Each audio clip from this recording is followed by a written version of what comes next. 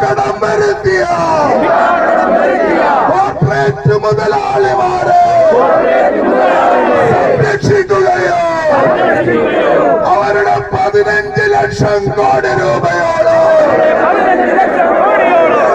തള്ളുകയും ചെയ്തിട്ട് കടത്തിലൊരു പങ്കമില്ലാത്ത ഭൂമികളിൽ ജീവിക്കുന്ന മനുഷ്യരെ അവരുടെ കുഞ്ഞുങ്ങളെ അവരുടെ അപ്പനമ്മമാരെ യാതൊരു ദാക്ഷിണ്യവും ഇല്ലാതെ കോടതിയുടെ ഇടപെടൽ കൂടാതെ തെരുവിലെറിയുന്ന നിയമമാണ് രാജ്യത്ത് നിലനിൽക്കുന്നത്.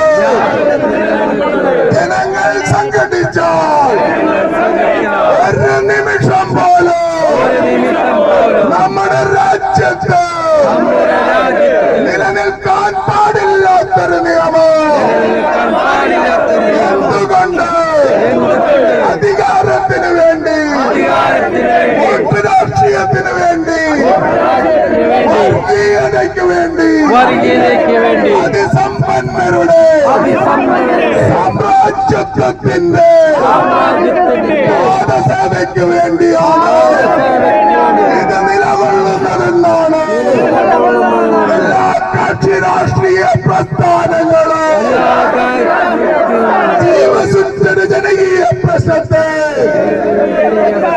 കൈയൊഴിയുമ്പോൾ ഞങ്ങൾക്ക് പറയാനുള്ളത് ലോകമെന്നോ നീതിക്ക് വേണ്ടിയുള്ള സമരമെന്നത്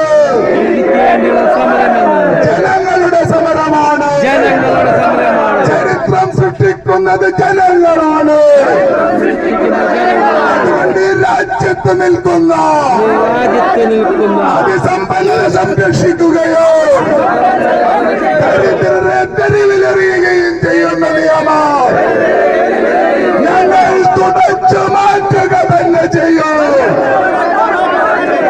സംഘടന വിപുലീകരിച്ചു വരുന്നത് കണ്ട്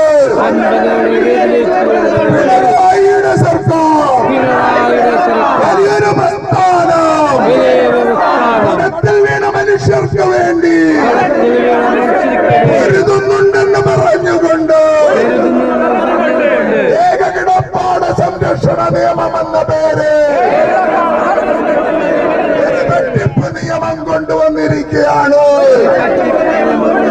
കേന്ദ്ര നിയമം നിലനിൽക്കുമ്പോൾ ഈ സംസ്ഥാന നിയമത്തിന് അതിനെ തടയാൻ കഴിയില്ലെന്ന് ഞങ്ങൾ തിരിച്ചറിയുന്നു.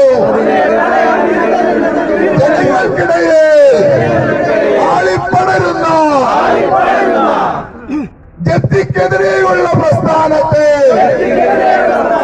ഇല്ലാതാക്കുന്നതിന് വേണ്ടിയാണ് വീട്ടിലെ പശു എന്ന പോലെ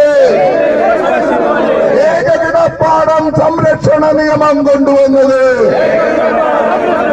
ഞങ്ങൾക്ക് വേണ്ടത് കിടപ്പാടങ്ങൾ ജപ്തി ചെയ്യില്ലെന്ന കേന്ദ്ര നിയമമാണ്. 1 മണിക്കൂറിനുള്ളിൽ പാർലമെന്റ് 3 നിയമങ്ങൾ വരെ പാസാക്കുന്ന, സമ്പന്നർമാർക്ക് വേണ്ടി പാസാക്കുന്ന,